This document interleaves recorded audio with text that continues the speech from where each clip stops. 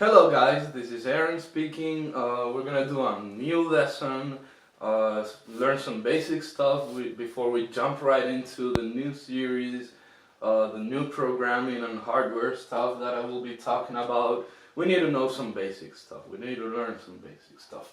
So in this video I'm gonna introduce you to Boolean Algebra. Also known as logic operations, logic algebra, or computer logic in general. So what is Boolean algebra? Boolean algebra defines the operations that we can do on bits. As you all may know, bits are numbers that can be either 0 or 1. 0, 1, true, false, black, white, day, night, representation of something that can only have two states, 0, 1. So Boolean algebra defines what are the operations we can do with numbers, and basically it defines three basic operations, which are AND, OR, and NOT, and a series of operations that come with use these three basic operations. So what are they? What do they do? Well, let's start. AND is usually denoted as logic multiplication. It's multiplication but with bits, with computer logic. It's different from normal multiplication, and we'll see why later. So AND is an operation that returns 0 it returns 1 if and only if all the operands are 1. If any of the operands are 0, it'll return 0. So that way we have 0 and 0 is 0, 0 and 1 is 0, 1 and 0 is 0, 1 and 1 is 1. So the AND operation basically says if all of the operands are 1, it'll return a 1. So if you have 1 and 1 and 1 and 1, that'll be 1. But if one of them is a 0, it'll become a 0. It'll be 0. It requires all of them. That's why it's called AND. All of them have to be 1. The OR operation is also denoted as plus or binary sum. It basically returns 1 if either one of the operands is 1. If you have a 1, doesn't matter how many zeros you have, as long as you have just one, it'll be 1. The operation will return 1. That way 0 or 0 is 0, 0 or 1 is 1 because we have a 1. As soon as you have a 1, it'll return 1. 1 or 0 is 1, 1 or 1 is 1. Pretty simple, right? And the last basic operation is NOT, which is simple. It's just taking a bit and turning it into the opposite. So 0 becomes 1 and 1 becomes 0. That's pretty much all there is to it. So we've covered how AND, OR, and NOT work. These are the basic logic operations, but there's more to it. We have NAND, we have NOR, and we have SOR, or XOR, or exclusive OR. So we've seen how these three work, basic ones. Now we'll see how these three work. NAND is the opposite of AND. So it's basically an and then a NOT. You do an AND between the two numbers, and then you do a NOT in the result. So as we said before, and if you have 0 and 0, it will return 0. If you have 0 and 1, it will return 0. If you have 1 and 0, it will return 0. If you have 1 and 1, it will return 1. So you grab the result and you do the NOT operation on the result. You have 1, 0 and 0 NAND 0 is 1, 0 NAND 0, that will be AND, this will be NAND. 0 NAND 0 is 1, 0 NAND 1 is 1, 1 NAND 0 is 1, 1 NAND 1 is 0. It's the opposite. You take the result and you do a NOT. That's why it's called NAND. You do an AND and then you do a NOT on the result. The same thing for NOR. NOR operation is just do a normal OR. So 0 plus 0 is 0, 0 plus 1 is 1, 1 plus 0 is 1, 1 plus 1 is 1. Then you do the NOT operation and you have NOR. So the opposite of 0 is 1, the opposite of 1 is 0, the opposite of 1 is 0, the opposite of 1 is 0. And that will be NOR. So 0 NOR 0 is 1, 0 NOR 1 is 0, 1 NOR 0 is 0, 1 NOR 1 is 0. Very simple. For now it's the same simple operations, but this time it's the opposite. Now, XOR, exclusive OR. Basically it's the same as OR, but it requires that either one of the operands to be a 1, but not both of them. Not both of them. So in normal OR, you have 0 or 0 equals 0, 0 or 1 equals 1, 1 or 0 equals 1, and 1 or 1 equals 1. But XOR is different from OR because it's exclusive. It means one of them has to be a 1, but not both. If both of them are a 1, it will return a 0. So 1 plus 1 is 0. So the XOR operation will return 0, XOR 0 is 0, 0 XOR 1 is 1, 1 XOR 0 is 1 because it contains a 1 but not both of them. So as soon as both of them are 1, it will return a 0. The XOR operation is usually denoted as a plus sign inside a circle, and it's basically a combination of these three. A XOR B, any number XOR any other number, is actually doing A and not B, or not A and B. So if you look at this, if we give them values, if we make A equals 0 and B, A equals 1 and B equals 0, then you get A is 1, not B, not 0 is 1, 1 and 1 is 1, or not A is 0, and B, which is 0, 0 and 0 is 0, 1 or 0 is 1, so it will return a 1. But if both of them are a 1, if A is a 1 and B is a 1, then you have A is 1 and not B. B is 1, not B, 0. Or not A is 1, so not A is 0, B is 1, so 1.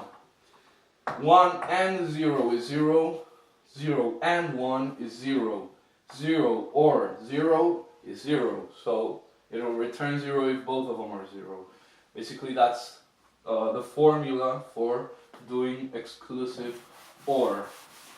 Now these are the most basic operations when working with numbers, working with bits. So what you have to know is that this is important for computers, computer logic, for programming also you will be using and, or, not, and SOR. You'll be using this, and this quite a lot.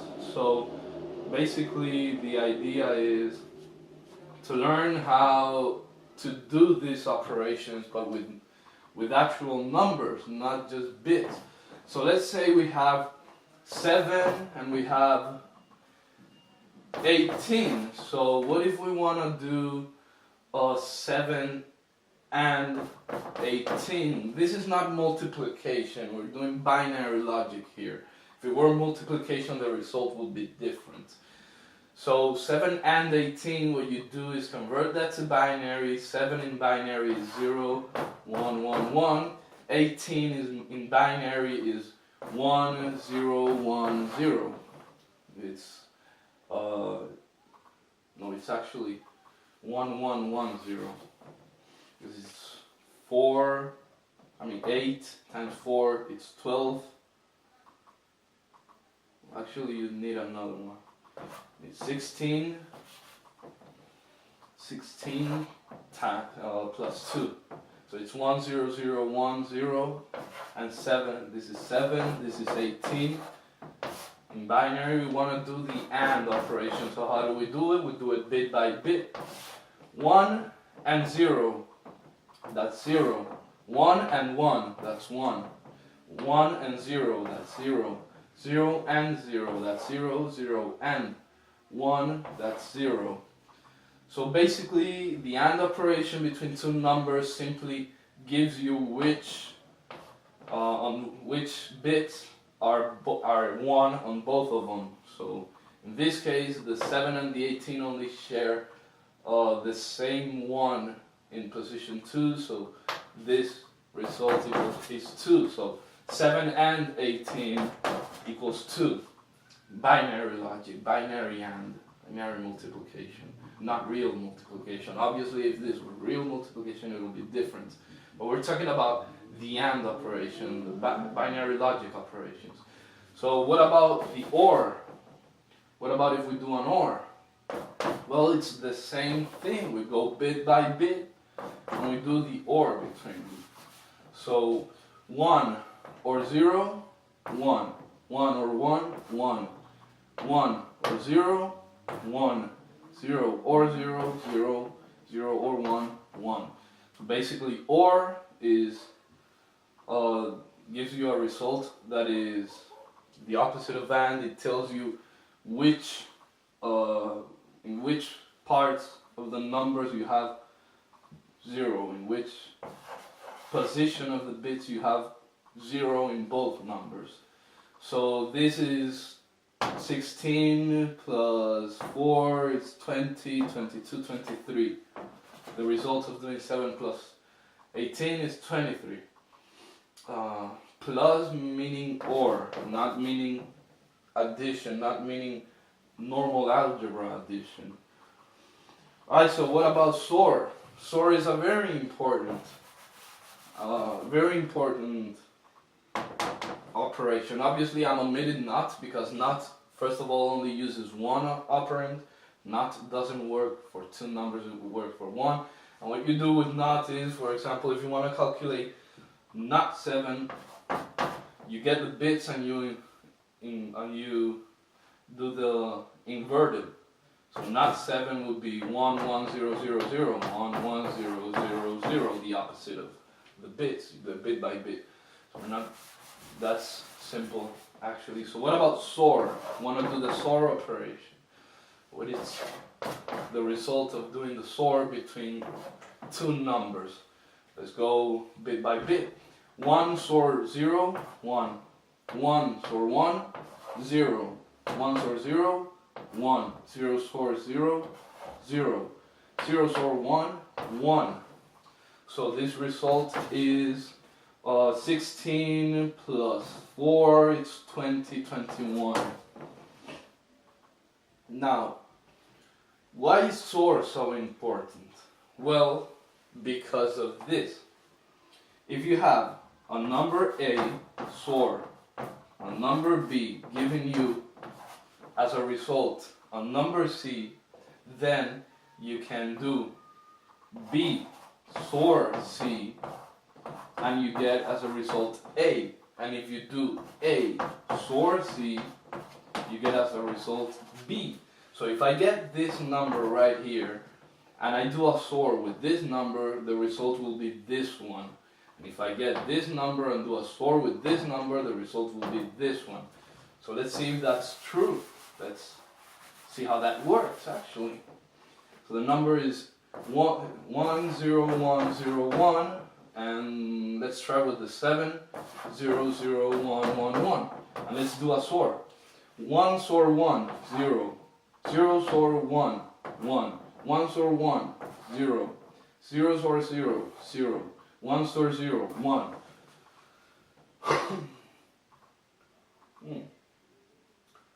Actually, this is not giving me the same result. Have I done something bad here? Perhaps I've done a different operation somewhere. This is 1, this is 0, this is 1, this is 0, this is 1. 1 XOR 1 is 0. 0 XOR 1. Oh, I was looking at the wrong place. Yeah, 10010, 10010. It's giving me this number. I was looking at the wrong place, sorry. So yeah, if I do this number, XOR this number, it'll give me this number. 10010. If I do this number, XOR this number,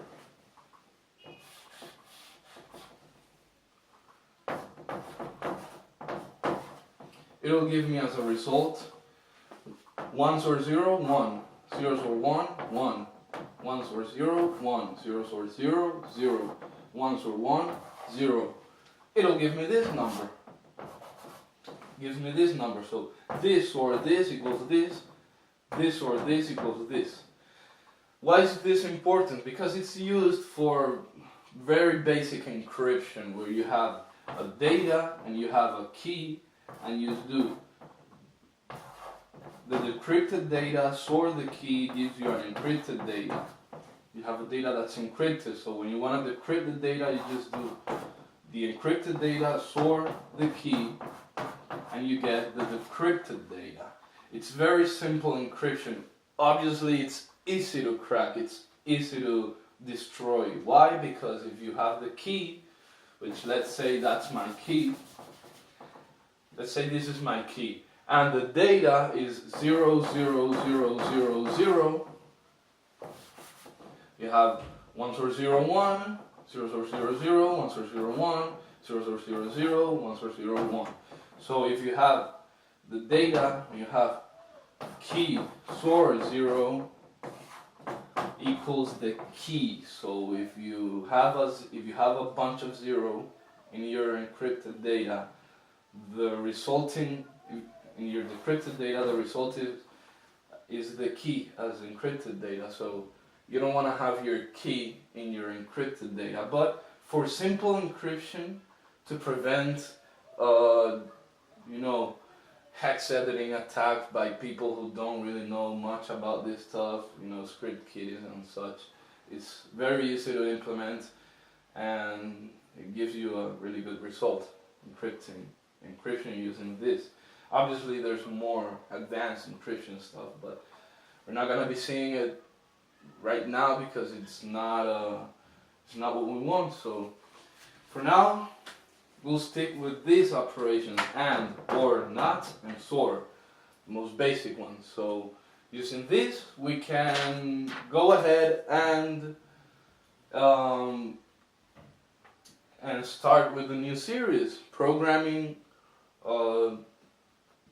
computer hardware, the von Neumann architecture, and assembly.